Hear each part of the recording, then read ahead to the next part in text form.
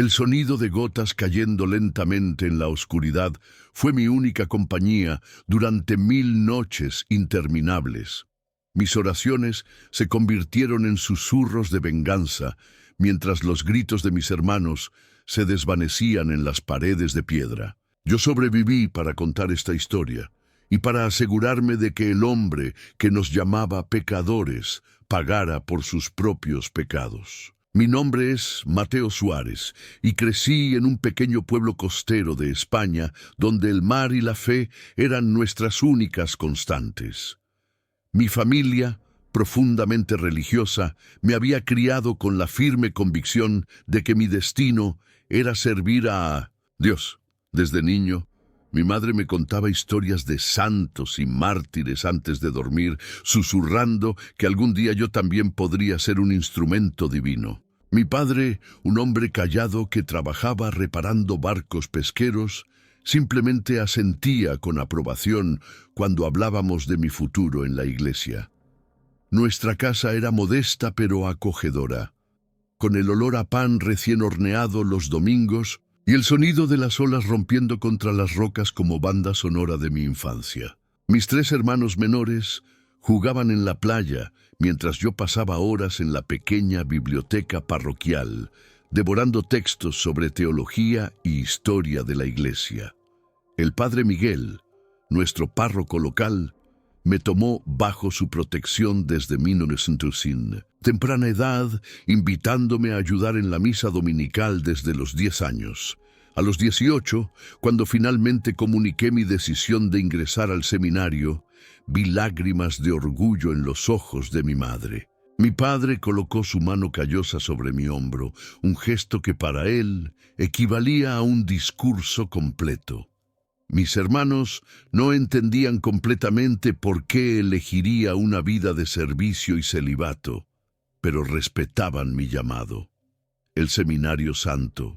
Tomás de Aquino se encontraba a 300 kilómetros de casa, en las montañas del interior, un edificio imponente de piedra gris con más de 300 años de historia. Recuerdo el día que crucé sus puertas por primera vez.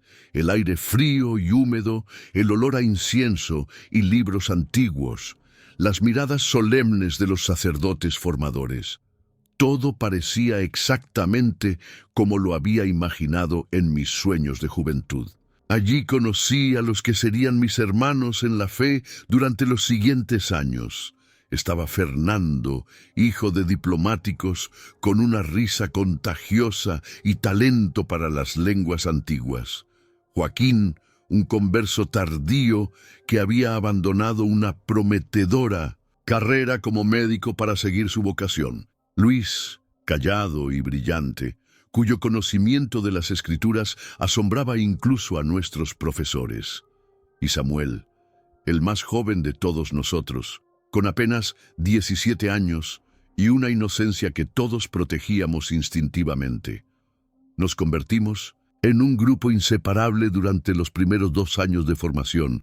Compartíamos estudios, oraciones, dudas y esperanzas. Nuestros superiores notaban nuestra unión y la fomentaban, explicando que los lazos fraternales nos ayudarían en los momentos de soledad que todo sacerdote enfrenta eventualmente. El rector del seminario, padre Gabriel Montero, era respetado por todos, aunque mantenía cierta distancia.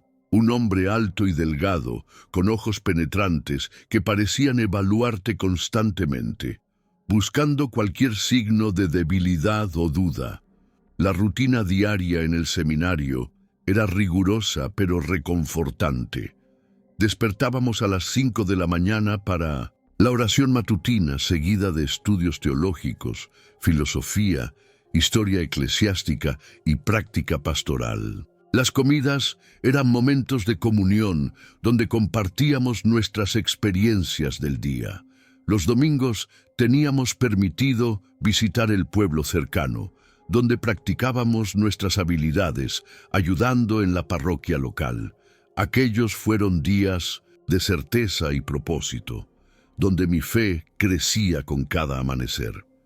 Durante nuestro 3er año, llegó un nuevo administrador al seminario, Rodrigo Vega, un hombre corpulento con rostro severo y manos perpetuamente frías.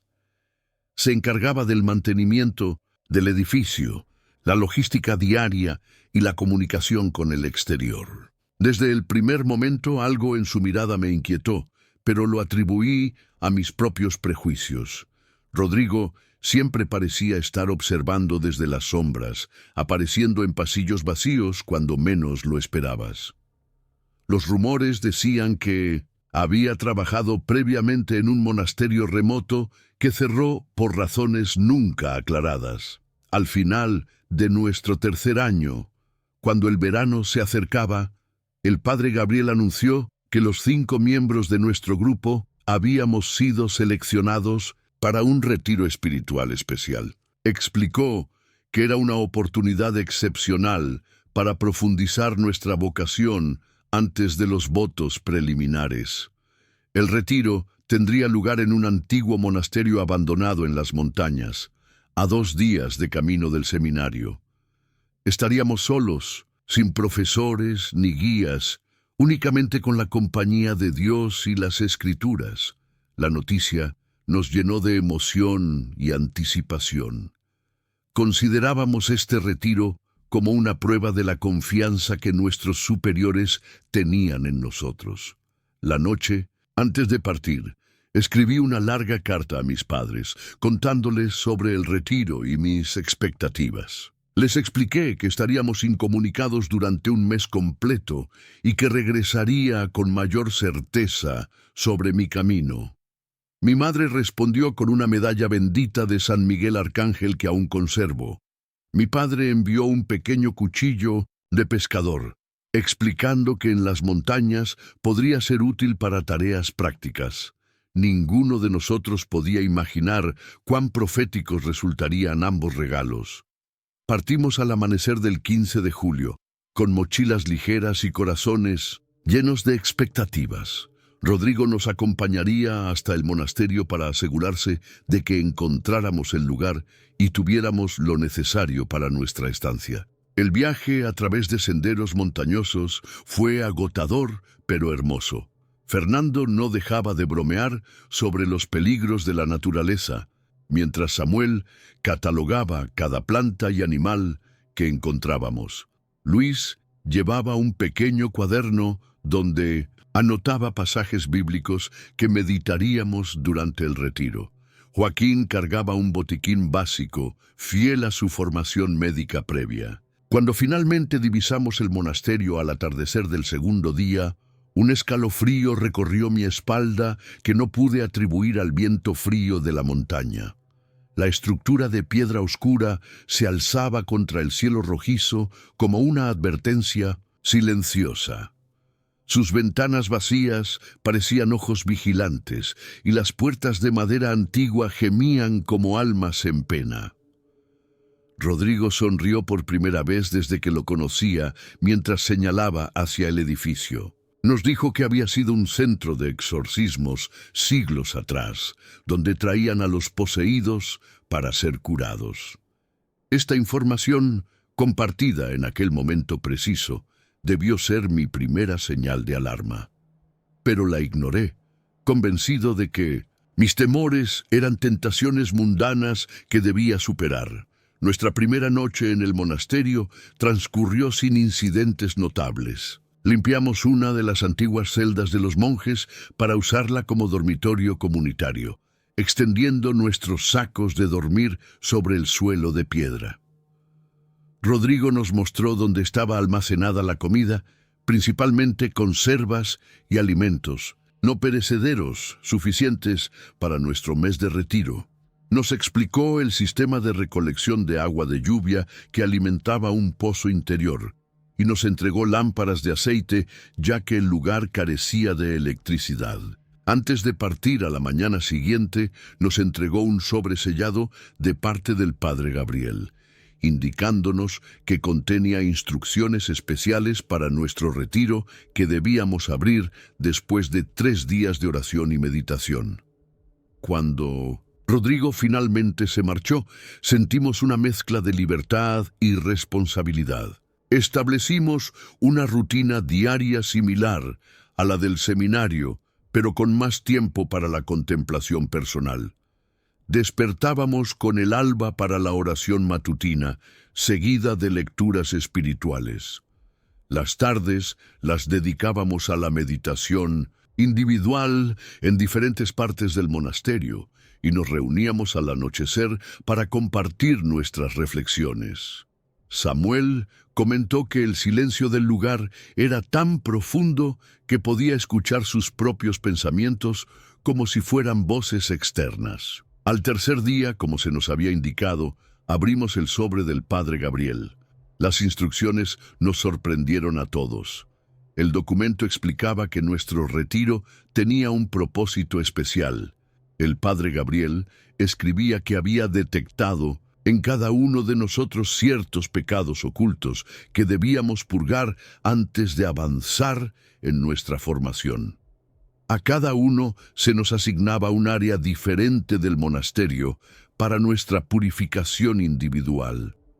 Fernando debía pasar 3 horas diarias en la antigua sala capitular. Luis tenía asignada la biblioteca deteriorada. Joaquín debía meditar en la enfermería abandonada. Samuel en la capilla lateral y yo en la cripta bajo el altar principal.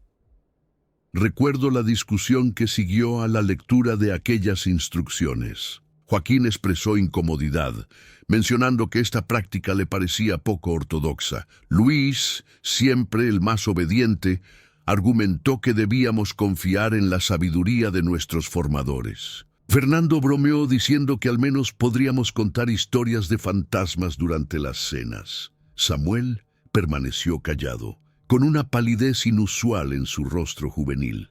Yo me mantuve neutral, aunque sentía una inquietud creciente en mi interior. Decidimos seguir las instrucciones, separándonos después del almuerzo para nuestras meditaciones individuales. La cripta que me habían asignado era un espacio frío y húmedo, con nichos vacíos en las paredes, donde alguna vez descansaron los restos de monjes. El único mobiliario era un reclinatorio de madera carcomida frente a una cruz de hierro oxidado. Pasé mi primera sesión intentando concentrarme en la oración, luchando contra el malestar que me provocaba aquel lugar. Al regresar para la cena, noté que todos estábamos más silenciosos que de costumbre. Samuel apenas tocó su comida. Esa noche, un ruido me despertó. Al principio pensé que era el viento golpeando contra las ventanas sin cristales, pero pronto distinguí pasos en el corredor exterior. Me incorporé lentamente, comprobando que mis compañeros seguían dormidos. Tomé la lámpara de aceite y me asomé al pasillo, donde creí ver una sombra desapareciendo en la oscuridad.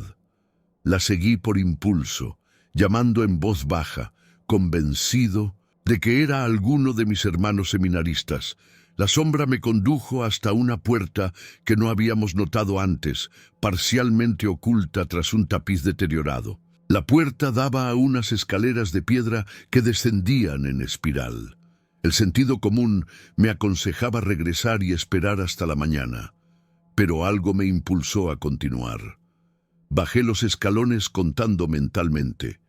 Llegué hasta 67 cuando las escaleras terminaron en otra puerta más pesada que la anterior. Estaba entreabierta y un débil resplandor se filtraba desde el interior.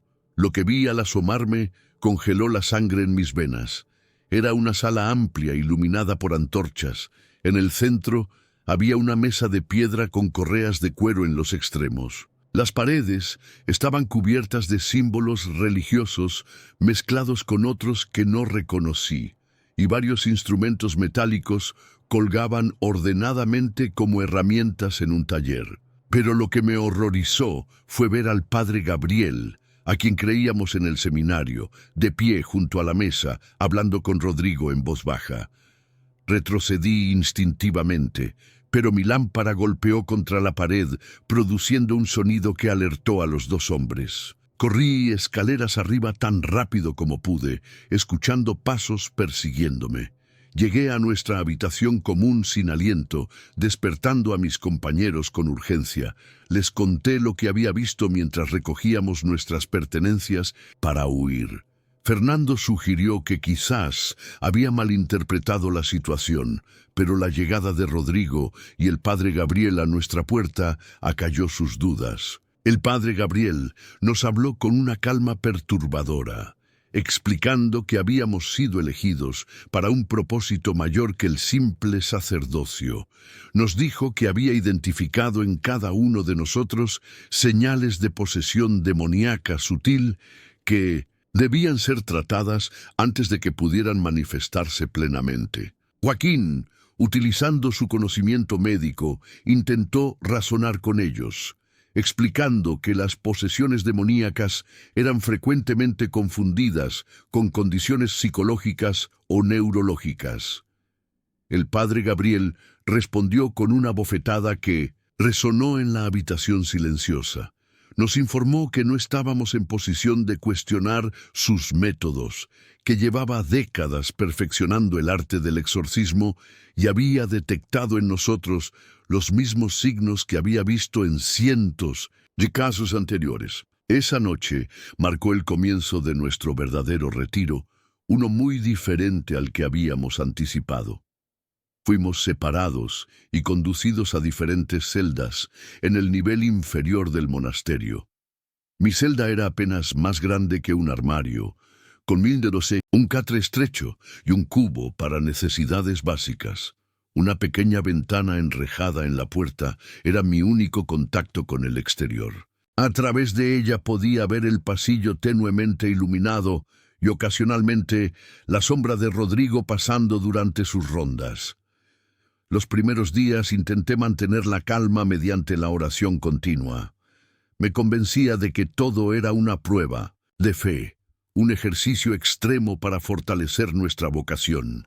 Esta ilusión se desvaneció la primera vez que escuché los gritos de Samuel provenientes de algún lugar cercano. Sus súplicas y lamentos me helaron el alma, especialmente cuando fueron seguidos por la voz monótona del padre Gabriel, recitando oraciones de exorcismo. Durante las semanas siguientes, cada uno de nosotros fue sometido a sesiones de purificación, como las llamaba el padre Gabriel. Consistían en largos interrogatorios sobre nuestros pensamientos más íntimos, ayunos prolongados que nos debilitaban físicamente, y lo que él denominaba pruebas físicas de resistencia demoníaca. Estas últimas eran en realidad torturas disfrazadas de ritual religioso, agua bendita helada vertida sobre nuestros cuerpos durante horas, posiciones de oración mantenidas hasta que los músculos colapsaban, flagelaciones con cinturones bendecidos para expulsar los demonios a través del dolor. Entre sesiones, Rodrigo nos traía pan duro y agua, ocasionalmente susurrando que todo era por nuestro bien, que debíamos agradecer al padre Gabriel por salvarnos. A veces nos dejaba una Biblia por unas horas, insistiendo en que leyéramos pasajes específicos sobre demonios y posesiones. Fue durante una de estas visitas cuando noté que Rodrigo llevaba colgada del cinturón una llave grande y antigua que, presumiblemente, abría las puertas de nuestras celdas. A través de las paredes podía comunicarme ocasionalmente con Fernando, cuya celda parecía estar junto a la mía. Me contó en susurros que el padre Gabriel estaba convencido de que cada uno de nosotros albergaba un demonio diferente. A mí me acusaba de llevar el demonio del cuestionamiento, a Fernando el de la frivolidad, a Joaquín el de la soberbia intelectual, a Luis el de la falsa piedad, y a Samuel, el más joven e inocente, el demonio de la lujuria oculta. Una noche, después de una sesión particularmente brutal, donde el padre Gabriel me había mantenido arrodillado sobre granos de maíz mientras recitaba el rosario completo, escuché un sonido diferente en el pasillo. No eran los pasos pesados de Rodrigo ni el andar decidido del padre Gabriel, sino algo más furtivo. Una pequeña nota de papel se deslizó bajo mi puerta. La escritura temblorosa de Samuel me informaba que había descubierto que el padre Gabriel no contaba con la autorización diocesana para realizar exorcismos, que había sido removido de su posición anterior precisamente por prácticas cuestionables, y que planeaba mantenernos allí indefinidamente como parte de su obsesión personal. Esta nota fue como un cubetazo de agua fría que despejó cualquier confusión restante en mi mente. No estábamos siendo purificados, estábamos siendo abusados por un hombre cuya mente había distorsionado los principios de nuestra fe. Esa misma noche, utilizando el pequeño cuchillo de pescador que mi padre me había regalado y que había logrado ocultar en la suela de mi zapato, comencé a trabajar en aflojar los oxidados tornillos de la bisagra de mi puerta. Mi progreso fue lento y metódico, temiendo alertar a nuestros captores. Me tomó 6 noches completas, trabajando solo cuando estaba seguro de que Rodrigo no estaba en los alrededores. Durante ese tiempo, los sonidos provenientes de las otras celdas fueron disminuyendo. Los gritos de Samuel cesaron completamente después de una sesión particularmente larga. Los debates teológicos de Joaquín con el padre Gabriel, que al principio eran frecuentes, se convirtieron en murmullos incoherentes. Luis comenzó a recitar pasajes bíblicos sin parar, su voz cada vez más débil. Finalmente, la noche que logré aflojar la última bisagra, escuché una discusión acalorada entre Rodrigo y el padre Gabriel.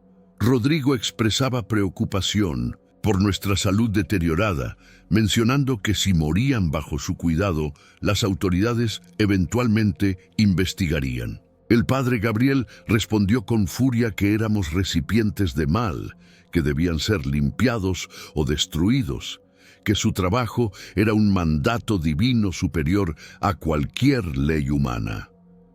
La discusión terminó abruptamente con un golpe seco y el sonido de algo pesado cayendo al suelo. Esperé en silencio durante lo que parecieron horas, hasta estar seguro de que ambos hombres se habían marchado. Con cuidado, retiré la puerta de sus bisagras y me deslicé al pasillo oscuro. Mi primer instinto fue liberar a mis hermanos, pero necesitaba encontrar primero la llave que Rodrigo siempre llevaba consigo.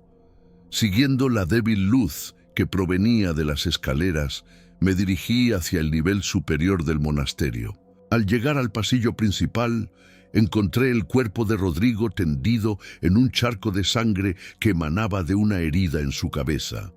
Junto a él, una estatua de San Miguel caída, aparentemente usada como arma por el padre Gabriel.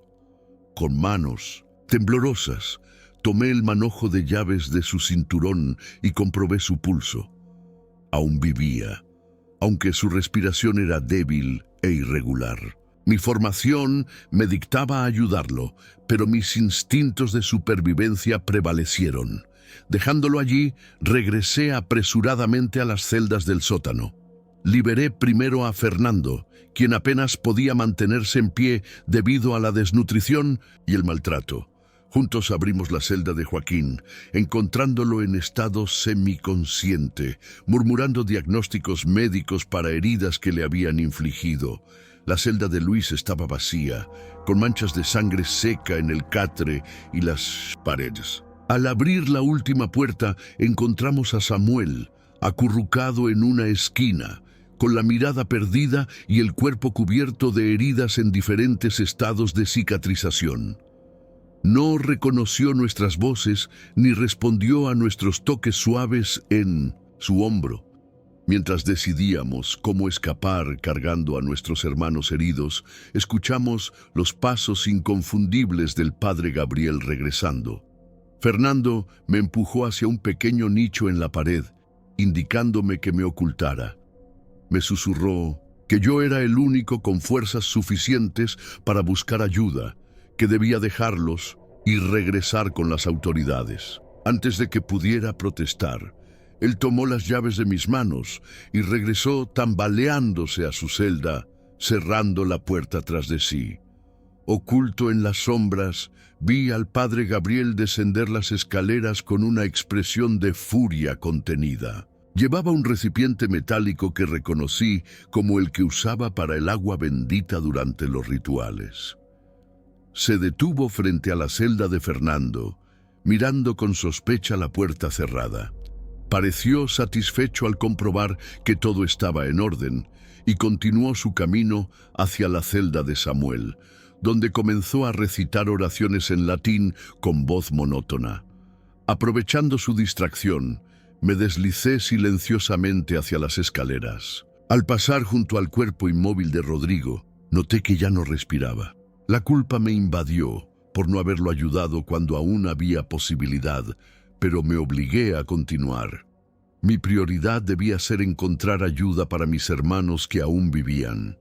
Salí del monasterio bajo el manto de la noche, orientándome por las estrellas como me había enseñado mi padre años atrás. Corrí y caminé alternativamente durante horas, ignorando el dolor de mis pies descalzos contra las piedras del camino montañoso.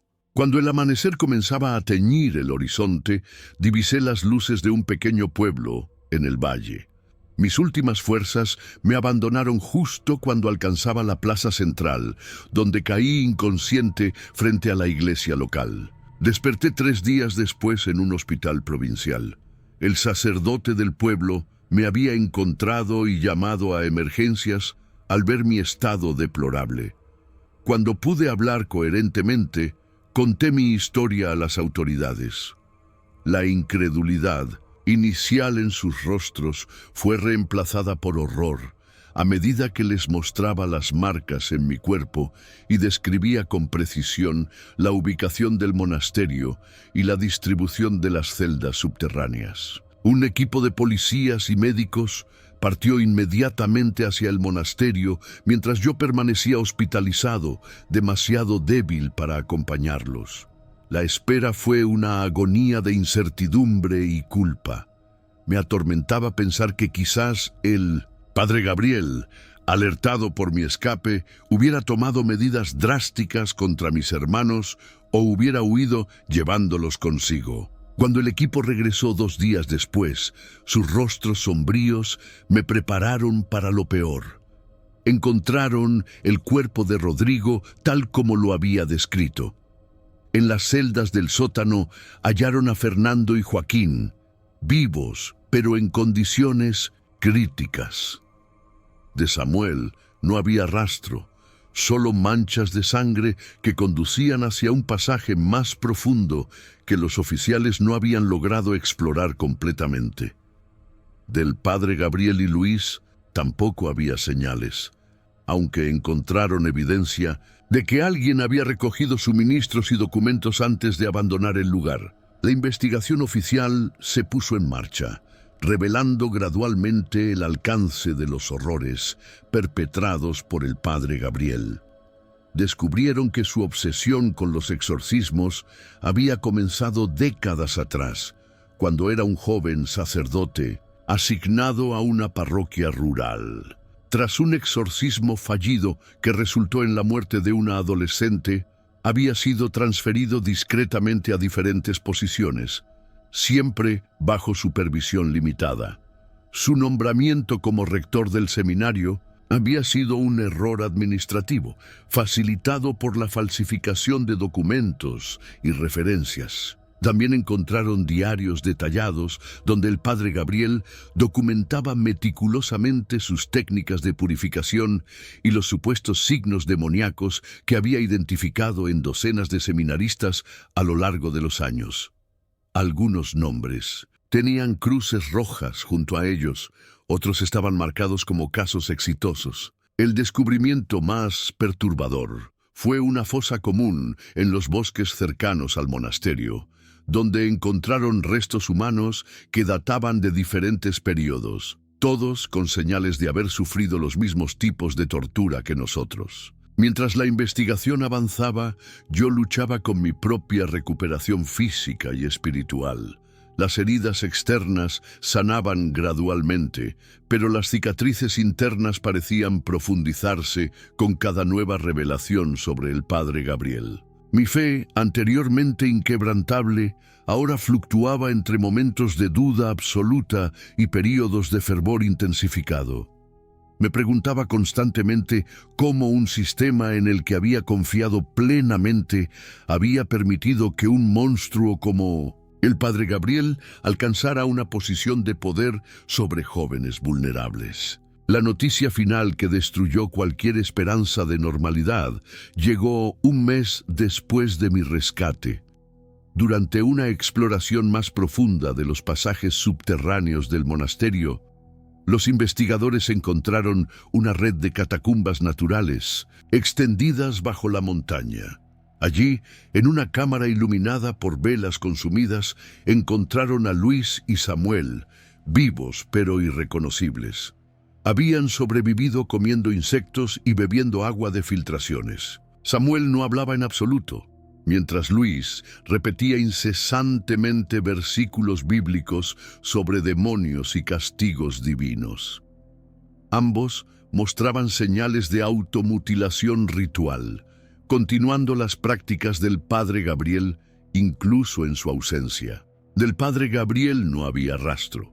Las autoridades establecieron alertas en fronteras y estaciones, difundieron su descripción a nivel nacional e internacional, pero era como si se hubiera desvanecido, posiblemente con ayuda de simpatizantes secretos dentro de la estructura eclesiástica. Esta falta de cierre, la idea de que seguía libre, posiblemente continuando sus prácticas en otro lugar con otras víctimas inocentes, fue lo que finalmente cristalizó mi resolución.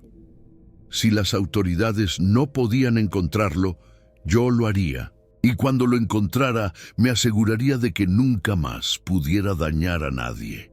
Los meses siguientes a nuestro rescate transcurrieron en un limbo emocional. Físicamente, me encontraba en la casa de mis padres, rodeado del amor familiar que tanto había extrañado.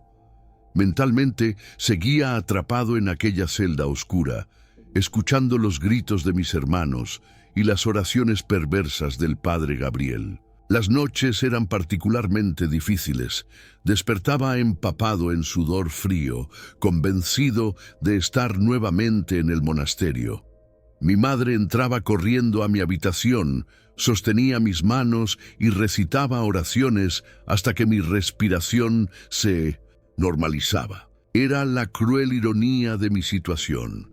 Las mismas oraciones que el Padre Gabriel había corrompido eran ahora mi único consuelo.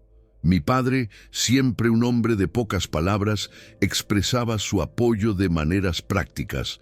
Reparó personalmente cada tabla suelta del piso de mi habitación para que los crujidos nocturnos no desencadenaran mis episodios de pánico. Instaló luces adicionales que podían permanecer encendidas toda la noche.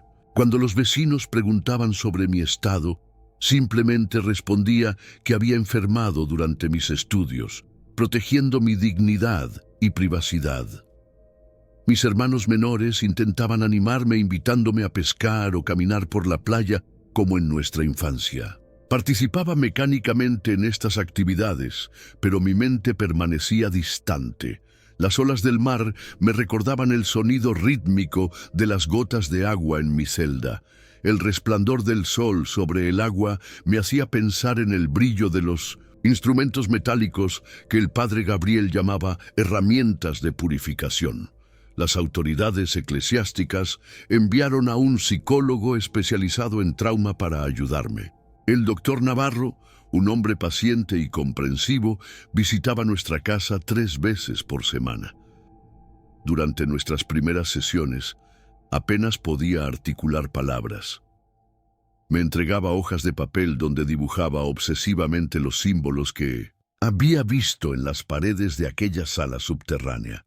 El doctor Navarro no presionaba, simplemente acompañaba mi silencio y ocasionalmente compartía información sobre mis compañeros. Fernando había regresado con su familia adinerada, que inmediatamente lo trasladó a una clínica privada en Suiza, especializada en estrés postraumático. Joaquín, gracias a su formación médica previa, había encontrado cierto consuelo ayudando en el hospital donde fue tratado inicialmente, canalizando su trauma en la asistencia a otros. Luis y Samuel permanecían internados en una institución psiquiátrica bajo cuidado constante. Luis alternaba entre períodos de lucidez, donde proporcionaba detalles valiosos para la investigación, y episodios psicóticos donde creía estar poseído. Samuel seguía sin hablar, comunicándose únicamente a través de dibujos perturbadores que documentaban los horrores vividos. Fue durante una sesión particularmente difícil cuando el doctor Navarro me mostró algunos de los dibujos de Samuel, que mi embotamiento emocional finalmente se quebró. Uno de los dibujos mostraba al padre Gabriel, sosteniendo lo que parecía ser un libro antiguo, con un símbolo específico en la portada. Reconocí inmediatamente ese símbolo como uno que había visto brevemente en su escritorio durante una de mis sesiones de purificación. Era un círculo atravesado por una cruz invertida, rodeado de inscripciones que no eran latín eclesiástico, sino algo más antiguo y siniestro. La visión de ese símbolo desató un torrente de emociones contenidas.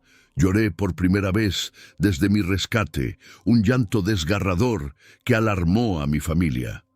El doctor Navarro permaneció conmigo durante horas mientras liberaba años de fe traicionada, confianza abusada y esperanzas destruidas. Cuando finalmente me calmé, sentí como si un peso enorme hubiera sido parcialmente levantado de mis hombros.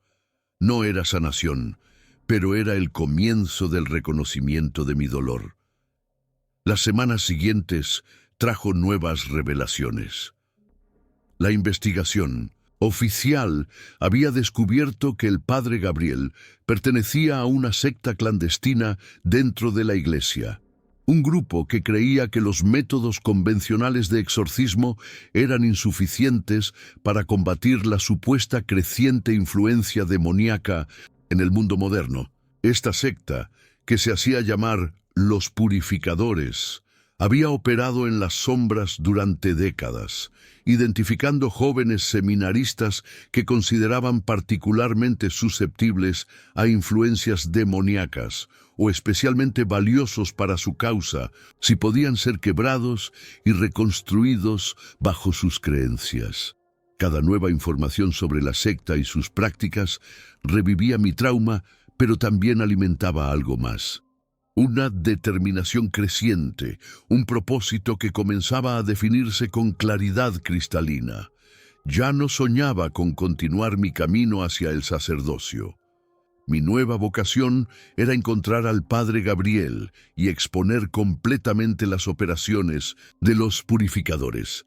Aproximadamente 4 meses después de mi rescate, recibí la primera de varias llamadas anónimas. Una voz distorsionada me informó que el padre Gabriel había sido visto en un pequeño pueblo del norte, cerca de la frontera con Francia. Cuando pregunté quién llamaba, la voz simplemente respondió que era alguien que también buscaba justicia. Reporté inmediatamente esta información a los investigadores asignados a nuestro caso, quienes me advirtieron sobre los peligros de involucrarme personalmente en la búsqueda. Ignoré sus advertencias y viajé al pueblo mencionado, solo para descubrir que el padre Gabriel se había marchado días antes de mi llegada.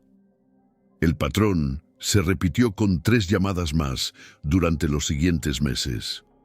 Cada vez llegaba demasiado tarde, encontrando únicamente rastros de su presencia, un libro olvidado con anotaciones en su característica caligrafía, una factura con un nombre falso que había utilizado previamente, una descripción proporcionada por algún lugareño que coincidía perfectamente con él. Mi obsesión por encontrarlo comenzó a preocupar seriamente a mi familia y al doctor Navarro. Durante una intervención organizada por ellos, me enfrenté a una decisión crucial. Mi madre, con lágrimas en los ojos, me preguntó si mi búsqueda de justicia no se había convertido en una extensión del control que el padre Gabriel había ejercido sobre mí. Mi padre, rompiendo su habitual reserva, me recordó que la venganza consumía tanto al vengador como a su objetivo. El doctor Navarro, con su habitual calma profesional, señaló que mi recuperación se había estancado desde que inicié esta persecución. Aquella noche, contemplando el mar desde el acantilado cercano a nuestra casa, reconocí la verdad en sus palabras. Mi búsqueda no estaba motivada únicamente por justicia, sino por una necesidad desesperada de recuperar control sobre mi vida, de invertir los roles entre víctima y victimario. Pero también comprendí que abandonar la búsqueda no era una opción. El padre Gabriel seguía libre, posiblemente continuando sus abusos. Los purificadores seguían operando desde las sombras, identificando nuevas víctimas potenciales. La solución no era abandonar mi propósito, sino transformarlo. No buscaría al padre Gabriel movido por venganza personal, sino por un sentido de responsabilidad hacia otras víctimas potenciales. No actuaría solo, sino en colaboración con las autoridades competentes y otros sobrevivientes. No permitiría que esta misión consumiera mi identidad, sino que la integraría como parte de un proceso más amplio de sanación y propósito renovado. Al día siguiente, contacté con Fernando en Suiza. Nuestra conversación telefónica fue inicialmente incómoda, ambos cargando el peso de recuerdos compartidos que preferíamos olvidar. Gradualmente, la antigua camaradería emergió entre las grietas de nuestro trauma. Le compartí mi decisión de perseguir al padre Gabriel y exponer a los purificadores de manera estructurada y legal.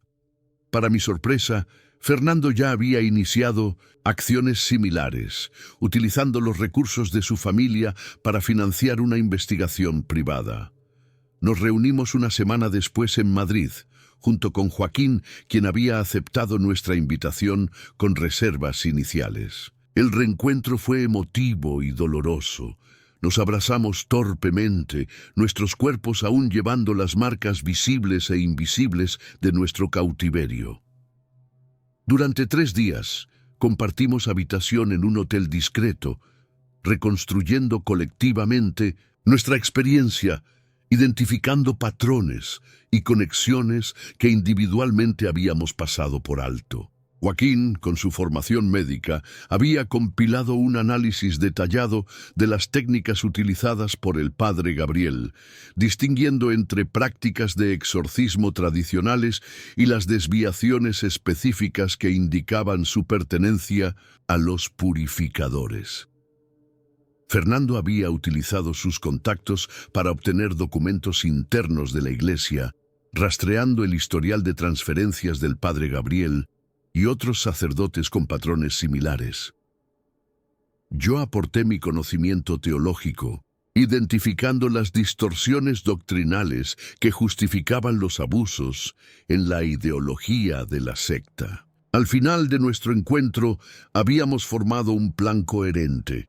Fernando continuaría financiando la investigación privada, pero compartiría todos los hallazgos con las autoridades oficiales. Joaquín establecería contacto con organizaciones de apoyo a víctimas de abuso religioso, creando una red de información y soporte.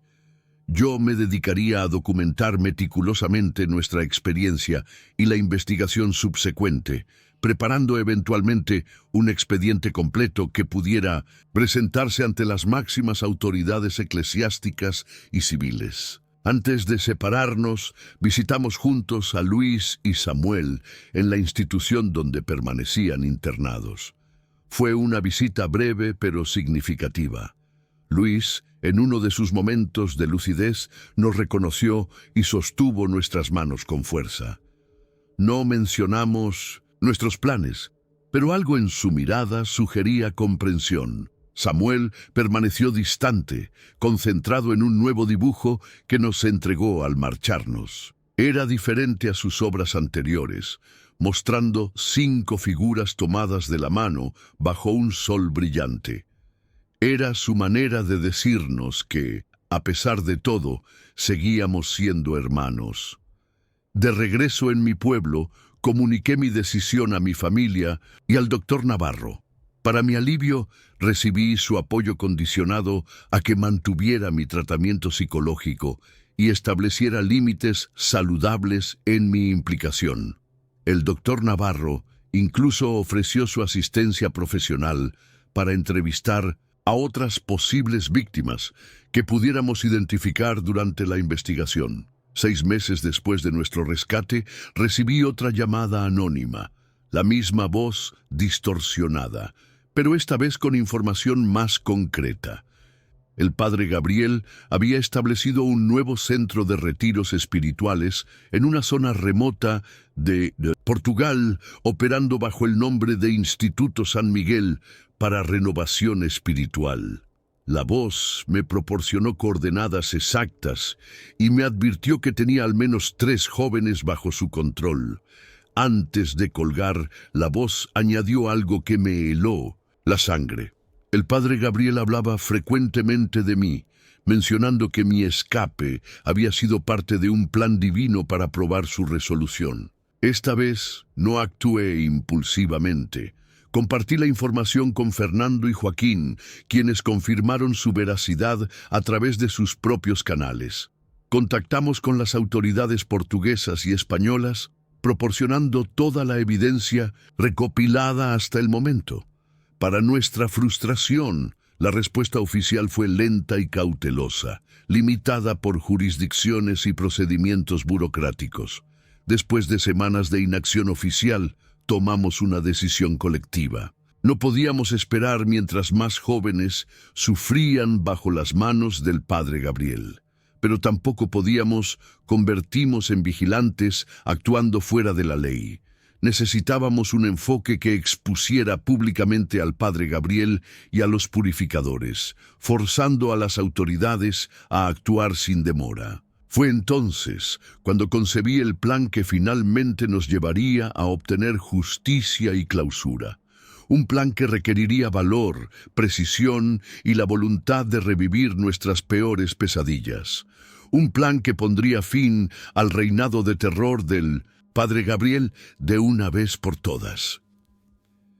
La planificación de nuestra operación comenzó con una evaluación honesta de nuestros recursos y limitaciones. Fernando aportaría el financiamiento necesario y sus contactos en medios de comunicación internacionales. Joaquín contribuiría con su conocimiento médico y conexiones en organizaciones de derechos humanos. Yo ofrecería mi comprensión profunda de la psicología del padre Gabriel y mi familiaridad con las prácticas de los purificadores. Cada uno teníamos fortalezas complementarias, pero también compartíamos una vulnerabilidad fundamental. El trauma que habíamos experimentado podría nublar nuestro juicio en momentos críticos. Decidimos establecer salvaguardas. Primero, documentaríamos meticulosamente cada paso de nuestro plan, dejando copias selladas con personas de confianza que serían abiertas si no regresábamos en el tiempo establecido. Segundo, mantendríamos comunicación regular con nuestros terapeutas, siendo transparentes sobre nuestras intenciones mientras respetábamos los límites legales de confidencialidad. Tercero, estableceríamos palabras clave que cualquiera de nosotros podría utilizar para abortar la operación si percibía riesgos excesivos para nuestra seguridad física o mental. La primera fase de nuestro plan implicaba verificar independientemente la información sobre el Instituto San Miguel. Fernando contrató a un investigador privado portugués, un exoficial de policía con experiencia en casos de sectas religiosas. Durante 3 semanas, este investigador observó discretamente las actividades del instituto, confirmando la presencia del padre Gabriel bajo su nueva identidad como padre Miguel Ángel Santos. También identificó a 5 jóvenes, todos varones entre 18 y 22 años, que residían permanentemente en las instalaciones. Más preocupante aún, documentó entregas nocturnas de equipamiento médico y productos químicos que no tenían justificación en un centro de retiros convencional. Con esta confirmación, pasamos a la segunda fase. Joaquín contactó con una periodista de investigación de un respetado diario nacional, Carmen Vega, conocida por su trabajo exposiendo abusos institucionales. Le presentamos un expediente preliminar con nuestra historia y las evidencias recopiladas, excluyendo información sobre nuestra planificación actual. Carmen mostró interés inmediato, pero también precaución profesional, insistiendo en verificar independientemente nuestras afirmaciones antes de comprometerse a una colaboración. Mientras Carmen conducía su propia investigación, yo me dediqué a analizar exhaustivamente la estructura física y operativa del Instituto San Miguel. Utilizando imágenes satelitales y los informes del investigador privado, creé un mapa detallado de las instalaciones. El instituto ocupaba una antigua hacienda vinícola reconvertida, con un edificio principal de 3 plantas y varios anexos dispersos en un terreno de aproximadamente 5 hectáreas, todo rodeado por un muro perimetral de 2 metros de altura, con una única entrada controlada. La distribución interior, según pudimos reconstruir, incluía dormitorios comunales en la planta superior, áreas comunes y administrativas en la planta principal, y un sótano extenso que originalmente había servido como bodega. Este último espacio era particularmente preocupante, pues el investigador había notado que los jóvenes residentes eran llevados allí regularmente, regresando horas después visiblemente afectados. También identificamos al personal del instituto. Además del padre Gabriel, había 2 hombres que fungían como asistentes, presumiblemente miembros de los purificadores. Un tercero, que parecía desempeñar labores de mantenimiento y seguridad, mostraba signos de no estar completamente integrado en las actividades más secretas, frecuentemente siendo excluido de las sesiones en el sótano. 3 meses después de iniciar nuestra planificación, recibimos la confirmación que esperábamos. Carmen Vega había corroborado nuestras historias a través de registros hospitalarios, informes policiales y testimonios de personal eclesiástico que había presenciado comportamientos irregulares del padre Gabriel en el pasado. Estaba dispuesta a colaborar en una exposición periodística, pero advirtió que necesitaríamos evidencia actual y directa del abuso para generar un impacto suficiente que forzara a las autoridades a actuar inmediatamente. Fue entonces cuando propuse el elemento más controvertido de nuestro plan. Yo me infiltraría en el Instituto San Miguel como un potencial novicio, buscando dirección espiritual. Mi rostro no era conocido por los asistentes del padre Gabriel, y él mismo podría no reconocerme inmediatamente, dado el deterioro físico que había sufrido durante mi cautiverio y los cambios posteriores en mi apariencia. Llevaría ocultos dispositivos de grabación proporcionados por Carmen, documentando desde dentro las prácticas abusivas del instituto. Como era de esperar, esta propuesta generó fuerte oposición inicial de Fernando y Joaquín. Argumentaron que exponerme nuevamente al padre Gabriel era un riesgo inaceptable para mi recuperación psicológica, sin mencionar el peligro físico si mi verdadera identidad era descubierta. El doctor Navarro, a quien consulté confidencialmente, expresó preocupaciones similares, pero reconoció que confrontar directamente la fuente de mi trauma podría, paradójicamente, facilitar mi proceso de sanación si se manejaba adecuadamente. Después de intensos debates, llegamos a un compromiso. Me infiltraría, pero con condiciones estrictas. La operación tendría una duración máxima de 7 días. Mantendría comunicación diaria encubierta con Fernando, quien permanecería en un pueblo cercano junto con Joaquín y un equipo médico discreto. Carmen y su equipo periodístico estarían posicionados estratégicamente, listos para documentar cualquier intervención necesaria. Las autoridades serían informadas paralelamente a la publicación del reportaje, con suficiente evidencia para justificar una acción inmediata. Los preparativos técnicos fueron minuciosos. Carmen proporcionó dispositivos de grabación de última generación camuflados en objetos cotidianos. Una cruz pectoral contenía una microcámara con transmisión encriptada. Un rosario modificado funcionaba como grabadora de audio activada por presión. Un pequeño breviario contenía un localizador GPS y un botón de pánico que alertaría al equipo exterior en caso de emergencia extrema. La preparación psicológica fue igualmente rigurosa.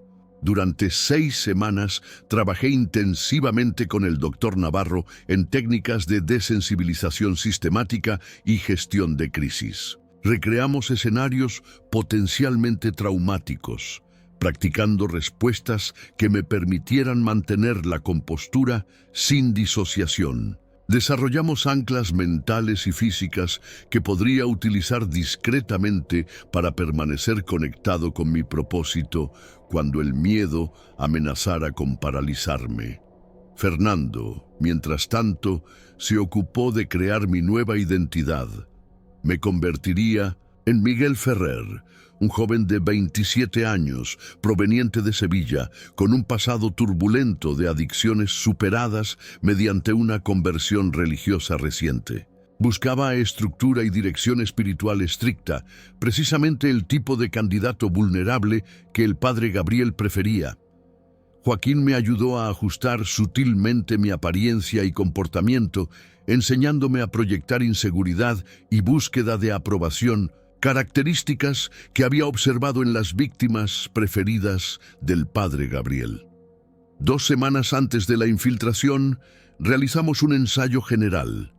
Me instalé en una habitación de hotel aislada, viviendo completamente como Miguel Ferrer durante 3 días. Fernando y Joaquín interpretaron roles de autoridades religiosas, sometiendo a mi personaje a interrogatorios y situaciones estresantes similares a las que podría enfrentar. Carmen evaluó la calidad de las grabaciones obtenidas en diferentes condiciones y posiciones.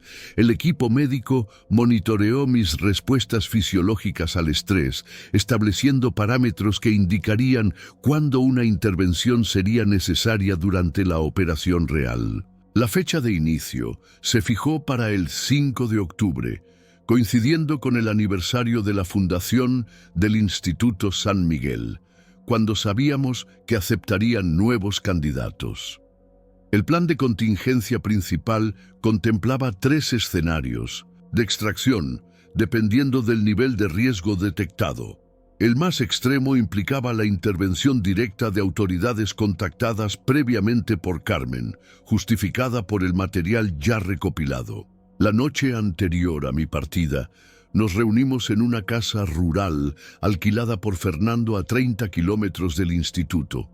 Carmen nos presentó a su equipo, incluyendo un abogado especializado en derechos humanos que supervisaría los aspectos legales de nuestra operación. El investigador privado proporcionó información actualizada sobre rutinas y personal. Un especialista en trauma, colega del Dr. Navarro, repasó conmigo técnicas finales de autoprotección psicológica. Fernando me entregó un pequeño objeto que no habíamos discutido previamente. Era la medalla de San Miguel Arcángel que mi madre me había dado antes del fatídico retiro original. La había recuperado de mis pertenencias después del rescate y guardado hasta este momento. Me recordó que no entraba solo en aquella casa de horrores.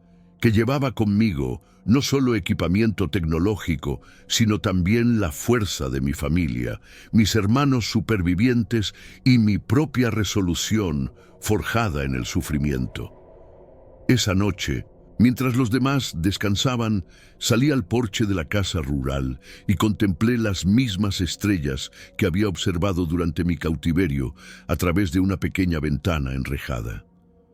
Recordé al joven idealista que había sido, lleno de certezas y fe inquebrantable. Pensé en mis compañeros, Fernando, que utilizaba humor para enmascarar su dolor continuo; Joaquín, canalizando su trauma en ayudar a otros como él; Luis y Samuel, atrapados en los laberintos de sus mentes dañadas.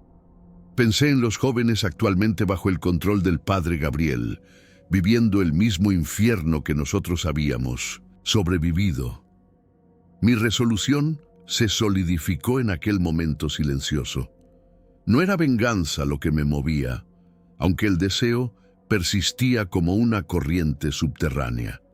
Era justicia, era protección para futuros inocentes, era la necesidad de transformar mi sufrimiento en algo significativo. Al amanecer me despedí del equipo y comencé mi viaje hacia el Instituto San Miguel, dejando atrás a Mateo Suárez y convirtiéndome completamente en Miguel Ferrer, un alma perdida buscando salvación en el lugar exacto donde el mal se disfrazaba de santidad. El plan estaba en marcha. En 7 días, si todo funcionaba como esperábamos, el reino de terror del padre Gabriel llegaría a su fin. Y con él, quizás, los fantasmas que aún me perseguían encontrarían finalmente descanso. El amanecer del 5 de octubre me encontró caminando por el camino de tierra que conducía al Instituto San Miguel, cargando una mochila desgastada que contenía pocas pertenencias personales y todos nuestros dispositivos ocultos. La ansiedad comprimía mi pecho, pero respiraba conscientemente como me había enseñado el doctor Navarro, transformando el miedo en determinación controlada. La fachada del instituto apareció gradualmente, un edificio de piedra amarillenta, con un campanario modesto y una cruz de hierro en la entrada principal. Aparentemente acogedor, conocía demasiado bien la oscuridad que podía esconderse tras símbolos sagrados. Un hombre de complexión robusta salió a recibirme cuando toqué la campana de la entrada. Se presentó como hermano Tomás, administrador del instituto. Su mirada evaluadora recorrió mi figura, notando mis ropas sencillas, mi expresión estudiadamente ansiosa, mi postura ligeramente encorvada, todos elementos cuidadosamente preparados para proyectar vulnerabilidad. Le expliqué que había escuchado sobre el instituto por un sacerdote en Sevilla que buscaba un lugar para discernir mi vocación después de años de vida desordenada. Mencioné vagamente adicciones superadas y una conversión reciente, sembrando las semillas que sabía atraerían la atención del padre Gabriel. El hermano Tomás me condujo a una sala de espera austera, indicándome que el director espiritual me entrevistaría personalmente. La habitación contenía únicamente un crucifijo particularmente gráfico y folletos sobre purificación espiritual. Activé discretamente la grabadora en mi rosario mientras examinaba los materiales, documentando frases que claramente reflejaban la ideología distorsionada de los purificadores. Después de una espera calculada de 40 minutos, diseñada para incrementar mi ansiedad, la puerta se abrió y allí estaba él, el padre Gabriel, ahora padre Miguel Ángel, ligeramente más delgado y con el cabello completamente cano, pero con los mismos ojos penetrantes que habían presidido mis torturas. Mi cuerpo entero se tensó en respuesta automática. Un sudor frío recorrió mi espalda. Por un instante aterrador, temí que toda nuestra preparación fuera insuficiente, que mi reacción física me delatara inmediatamente. Me salvó mi propio trauma. El padre Gabriel interpretó mi palidez y temblor como la respuesta natural de un alma pecadora ante la presencia de autoridad espiritual. Sonrió con aquella mezcla de satisfacción y condescendencia que recordaba perfectamente. Se sentó frente a mí, estudiándome con la misma intensidad con que un entomólogo examinaría un espécimen particularmente interesante. Comencé a relatarle mi historia ficticia, cuidadosamente construida para resonar con sus prejuicios y obsesiones. Le hablé de una juventud desperdiciada en vicios, de voces internas que me atormentaban incitándome al pecado, de intentos fallidos de confesión con sacerdotes que no comprendían la profundidad de mi corrupción. Mencioné sueños recurrentes de presencias oscuras y despertares inexplicables con marcas en mi piel. Toda la sintomatología que los purificadores asociaban con influencia demoníaca, presentada como una confesión desesperada. Su interés crecía visiblemente con cada detalle. Interrumpía ocasionalmente para solicitar precisiones sobre mis experiencias, especialmente aquellas que sugerían manifestaciones físicas. Cuando mencioné que a veces sentía como si algo me observara desde dentro, sus pupilas se dilataron ligeramente. Era la señal que esperábamos. Estaba clasificándome como un caso potencial para sus métodos especiales de purificación. Al finalizar mi relato, el padre Gabriel permaneció en silencio evaluativo. Finalmente habló, su voz transmitiendo esa falsa compasión que recordaba vívidamente. Me dijo que el Señor me había conducido al lugar correcto, que el Instituto San Miguel poseía métodos específicos para casos como el mío. Me explicó que la admisión requería un periodo de evaluación de 7 días, durante el cual determinarían si era apto para el programa completo. Exactamente el marco temporal que habíamos previsto. Me asignaron una pequeña habitación en el ala de novicios, compartida con otro joven llamado Andrés. Mi nuevo compañero tenía 22 años y llevaba 3 meses en el instituto. Su comportamiento alternaba entre períodos de entusiasmo misionero y episodios de ansiedad intensa, especialmente al mencionar las sesiones especiales en el sótano. Utilizando las técnicas de entrevista que Joaquín me había enseñado, establecí gradualmente confianza con Andrés, obteniendo información crucial sobre las rutinas del instituto y la naturaleza de los tratamientos. El primer día transcurrió en actividades aparentemente normales, oraciones matutinas, desayuno austero, trabajo en los huertos del instituto, estudio de textos seleccionados sobre posesión demoníaca y purificación espiritual. Documenté discretamente los contenidos extremistas de estos materiales que justificaban métodos drásticos para combatir supuestas influencias malignas. También identifiqué a los otros residentes, todos jóvenes con historias similares de vulnerabilidad y búsqueda desesperada de aceptación. Durante la cena comunal, observé las dinámicas entre el personal. El padre Gabriel presidía la mesa principal, flanqueado por el hermano Tomás y otro asistente presentado como hermano Lucas. Un cuarto hombre, el encargado de mantenimiento llamado Javier, comía separado y raramente participaba en las conversaciones. Su incomodidad ocasional ante ciertos comentarios confirmó nuestra teoría de que no estaba completamente integrado en las actividades centrales de los purificadores.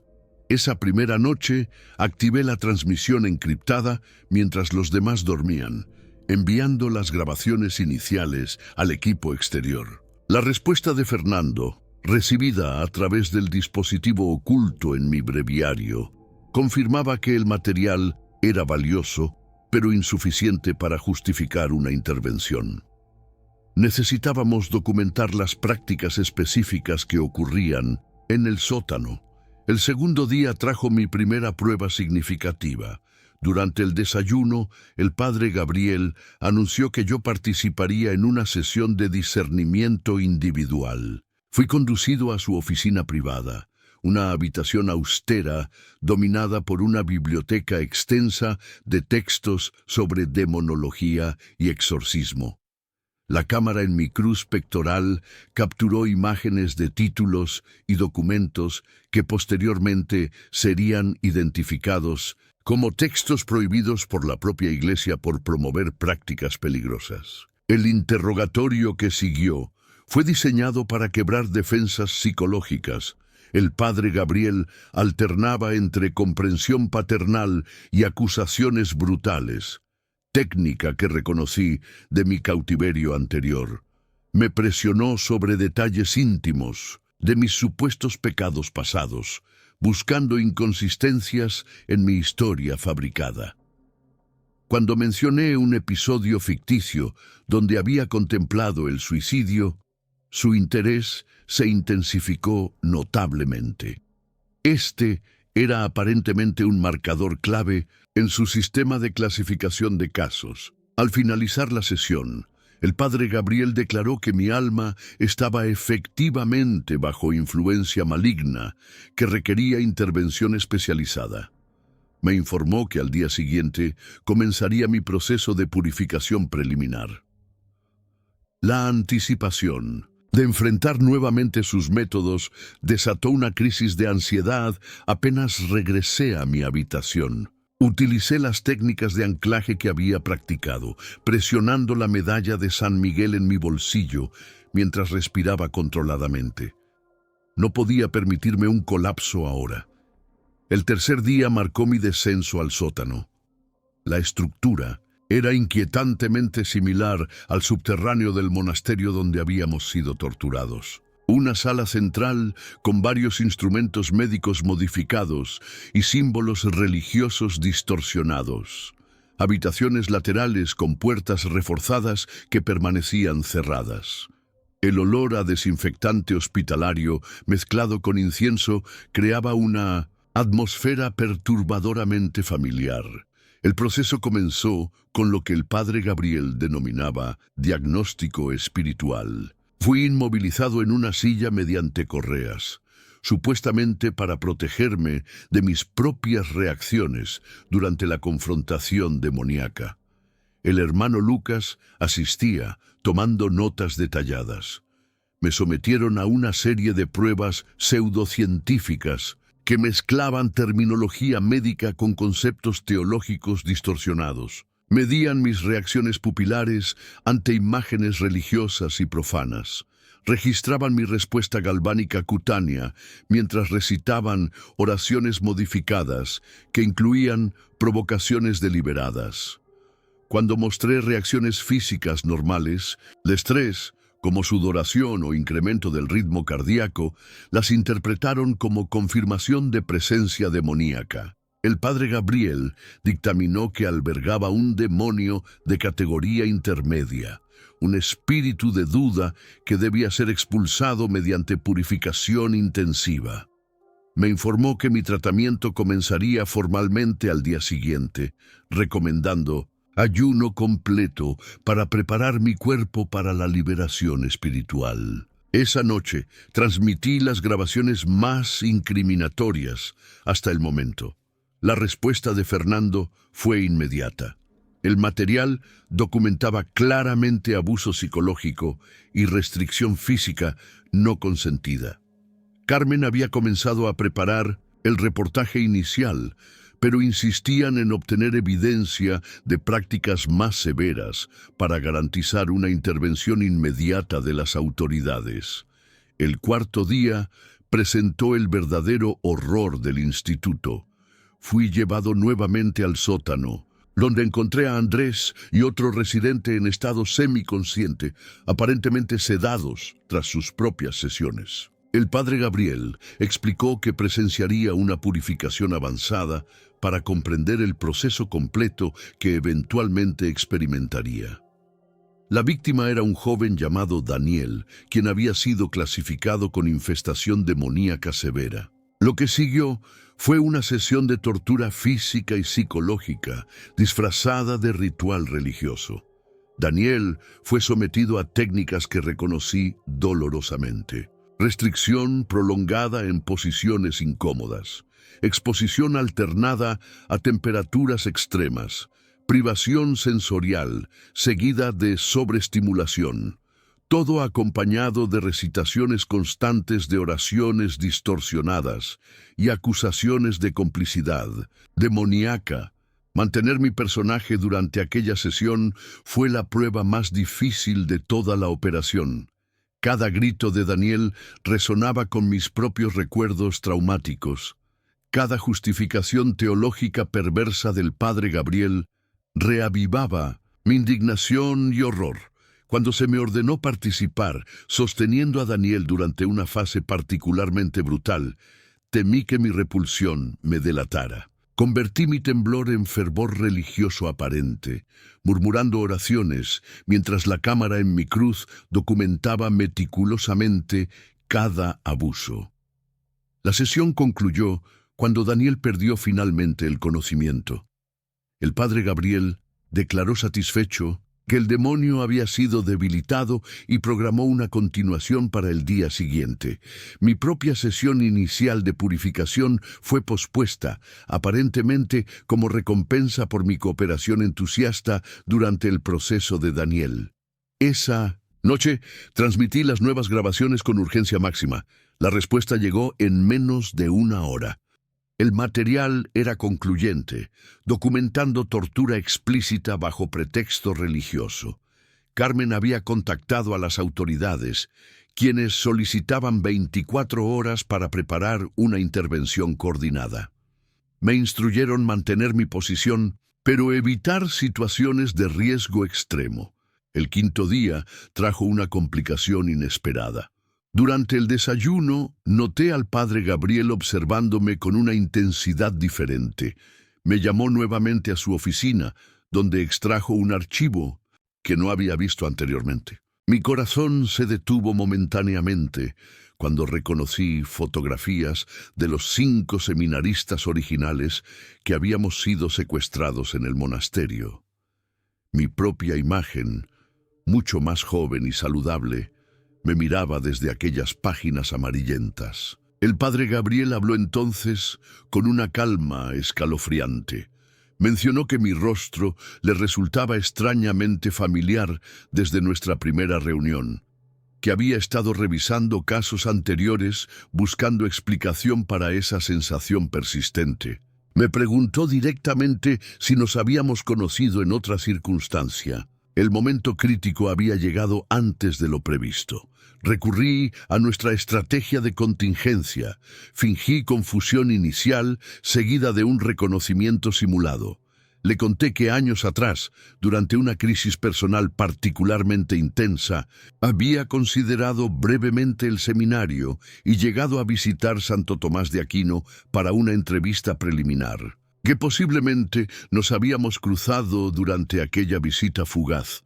Justifiqué no haberlo mencionado antes por vergüenza de aquel intento fallido de vocación. El padre Gabriel me estudió detenidamente, buscando signos de engaño.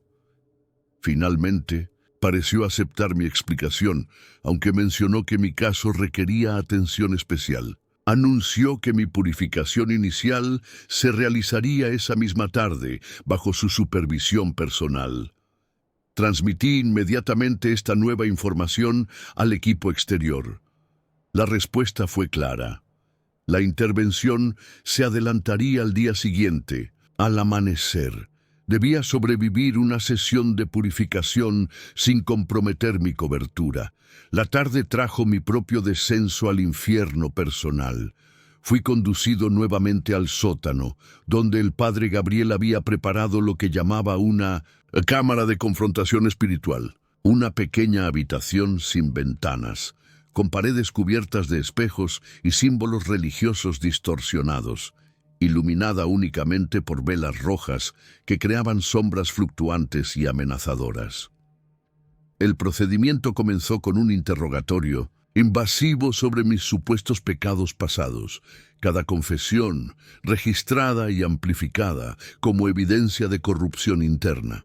Cuando el padre Gabriel consideró que había establecido suficiente culpabilidad psicológica, procedió a la purificación física. Fui obligado a arrodillarme sobre superficies dolorosas mientras recitaba oraciones penitenciales extensas. Agua helada bendecida fue vertida repetidamente sobre mi cabeza mientras el padre Gabriel invocaba la expulsión de influencias malignas. Cada momento era simultáneamente una prueba de resistencia física, estabilidad psicológica y actuación convincente. Debía mostrar sufrimiento adecuado para satisfacer las expectativas del padre Gabriel, pero mantener suficiente lucidez para asegurar que los dispositivos seguían grabando.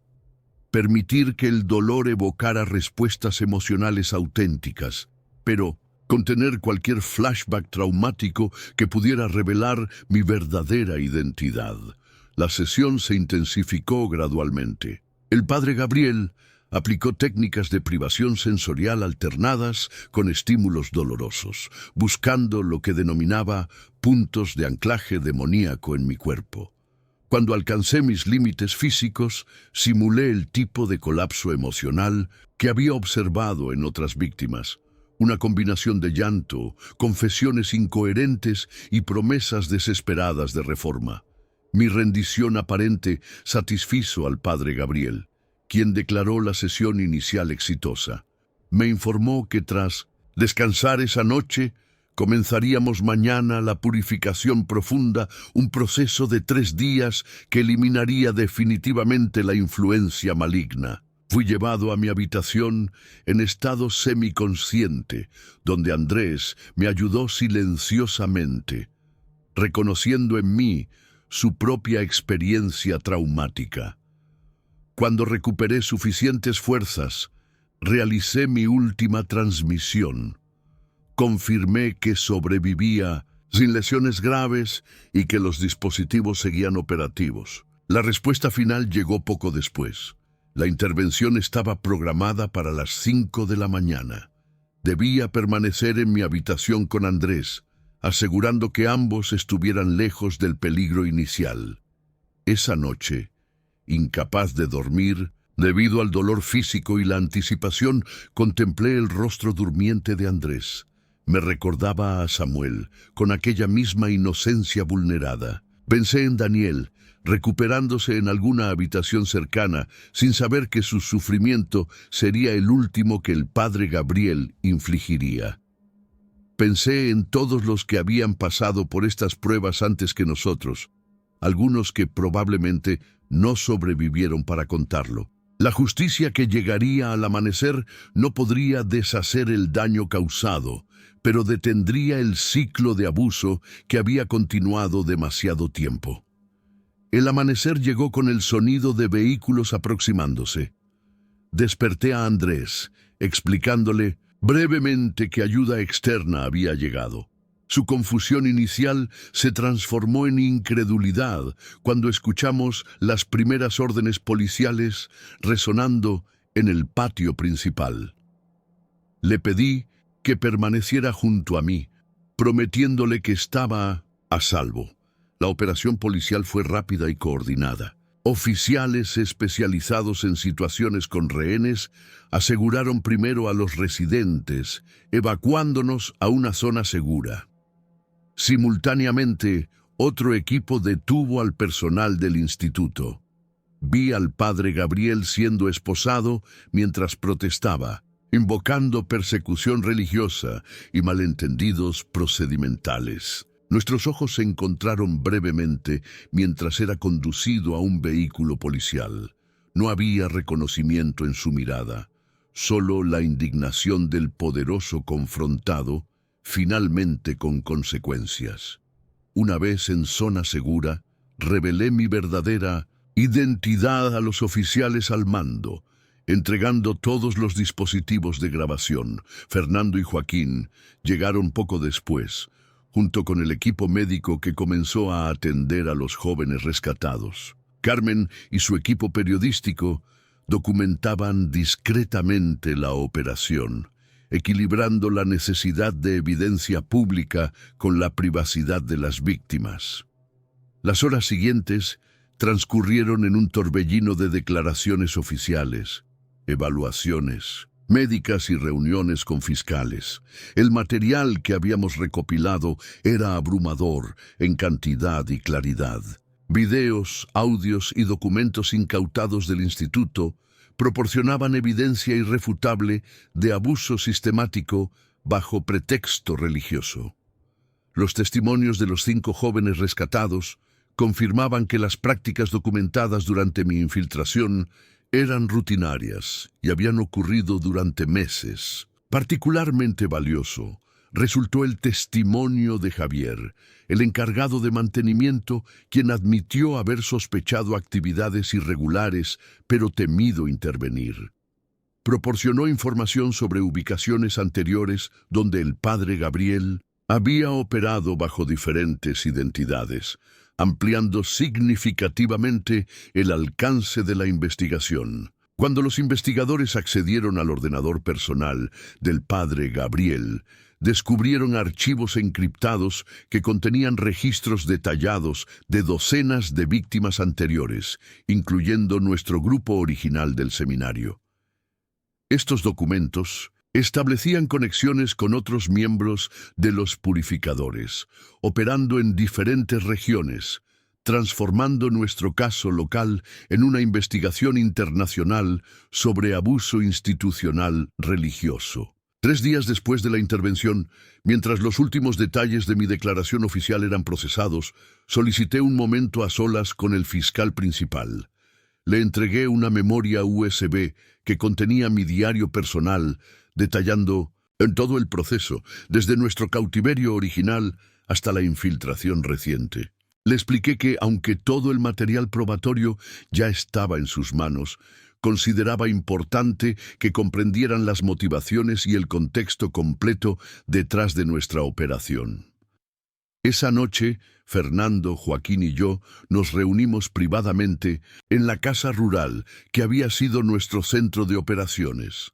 Carmen se unió brevemente, informándonos que su reportaje especial sería publicado simultáneamente en varios medios internacionales al día siguiente. Las autoridades eclesiásticas habían emitido un comunicado condenando las acciones del padre Gabriel y los purificadores, anunciando una investigación interna sobre cómo habían operado impunemente durante tanto tiempo.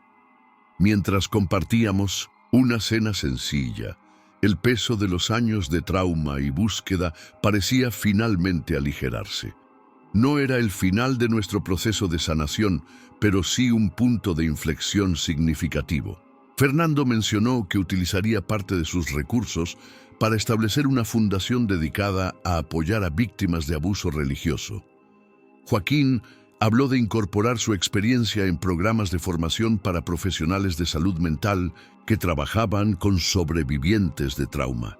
Yo compartí mi decisión de documentar nuestra historia completa en un libro que podría servir simultáneamente como advertencia y como testimonio de resistencia. Una semana después, el padre Gabriel y sus cómplices fueron formalmente acusados de múltiples delitos, incluyendo secuestro, tortura, abuso de autoridad y asociación ilícita. Las declaraciones de las víctimas anteriores, incluidos Luis y Samuel, fueron incorporadas al caso, fortaleciendo significativamente los cargos. La investigación ampliada sobre los purificadores resultó en la identificación de células similares, operando en 3 países diferentes, todas siguiendo metodologías comparables de identificación, captación y abuso de jóvenes vulnerables. La respuesta del público fue abrumadoramente solidaria con las víctimas. Cientos de personas se concentraron frente a los juzgados durante las audiencias preliminares, muchas sosteniendo velas y carteles con mensajes de apoyo. Organizaciones de derechos humanos ofrecieron asistencia legal y psicológica a todos los afectados. La comunidad religiosa mayoritaria condenó enérgicamente las prácticas desviadas, estableciendo clara distinción entre fe auténtica y manipulación abusiva. El día que el padre Gabriel fue conducido a su primera comparecencia judicial, me situé discretamente entre el público. Nuestras miradas se cruzaron brevemente mientras era escoltado al interior. Por primera vez vi reconocimiento en sus ojos, seguido de algo que nunca había observado en él anteriormente: miedo. En ese momento comprendí que la verdadera venganza no era su castigo legal, que sería severo pero proporcional a sus crímenes. La verdadera venganza era haber sobrevivido, haber mantenido mi humanidad cuando él intentó destruirla, y haber utilizado mi trauma no para perpetuar ciclos de violencia, sino para detenerlos definitivamente.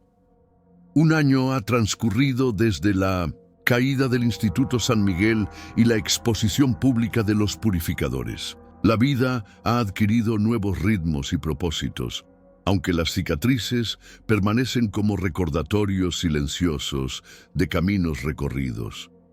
Mi habitación en la casa familiar junto al mar se ha convertido en un espacio de creación y sanación, con paredes cubiertas de notas y fotografías que documentan tanto el horror vivido como los progresos alcanzados. El proceso judicial contra el padre Gabriel y sus cómplices continúa avanzando con la solidez que esperábamos. Las evidencias recopiladas durante mi infiltración, combinadas con los testimonios de todas las víctimas identificadas, han resultado en un caso prácticamente irrefutable. Los fiscales anticipan sentencias que garantizarán que ninguno de los perpetradores vuelva a encontrarse en posición de autoridad sobre personas vulnerables. La investigación ampliada sobre los purificadores ha conducido al desmantelamiento de células similares en España, Portugal y Francia. Documentos incautados en el Instituto San Miguel proporcionaron conexiones cruciales, exponiendo una red que había operado en las sombras durante aproximadamente 3 décadas. La jerarquía eclesiástica, inicialmente reticente a reconocer la magnitud del problema, estableció eventualmente comisiones independientes para investigar cómo estas operaciones habían eludido supervisión institucional. El libro que comencé a escribir durante la investigación, titulado Sombras en el altar, será publicado el próximo mes. Combina nuestras experiencias personales con análisis de los mecanismos que permiten que el abuso prospere en entornos religiosos. Los editores anticipan que se convertirá en referencia importante para profesionales que trabajan en prevención de abusos institucionales.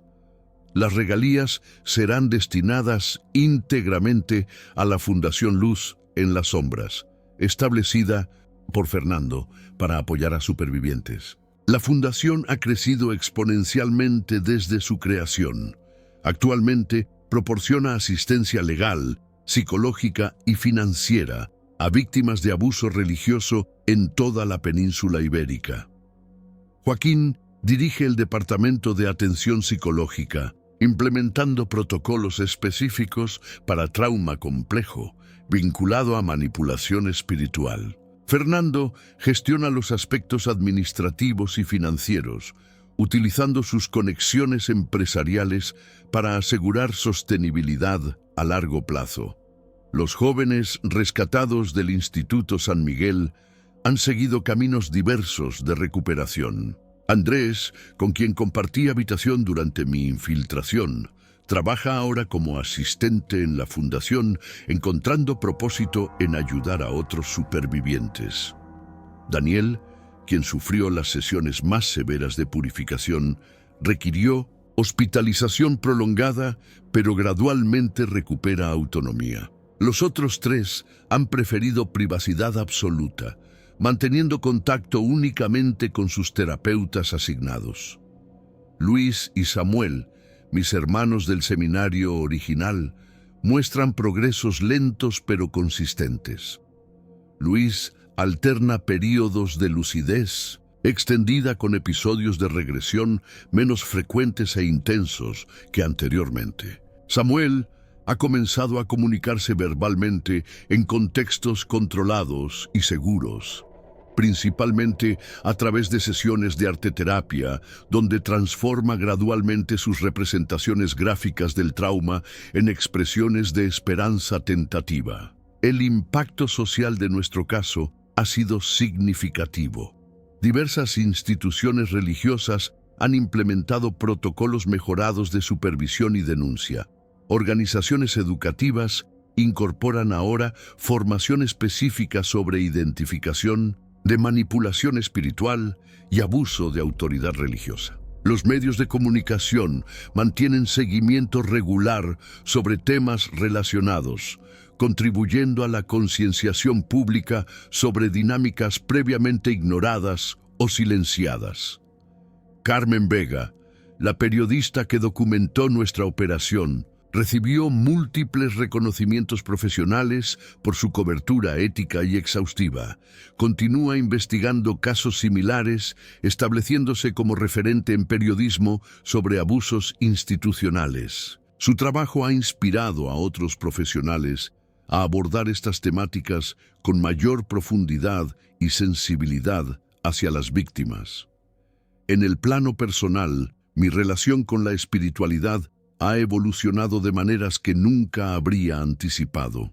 Abandoné definitivamente mi camino hacia el sacerdocio, pero no rechacé completamente la fe que había definido mi identidad durante tantos años.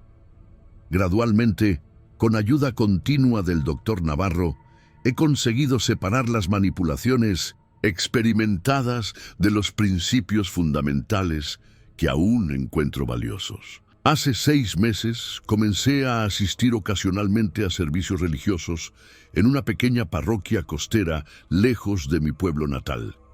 El sacerdote, informado confidencialmente sobre mi historia por el Dr. Navarro, respeta mis límites y necesidades específicas.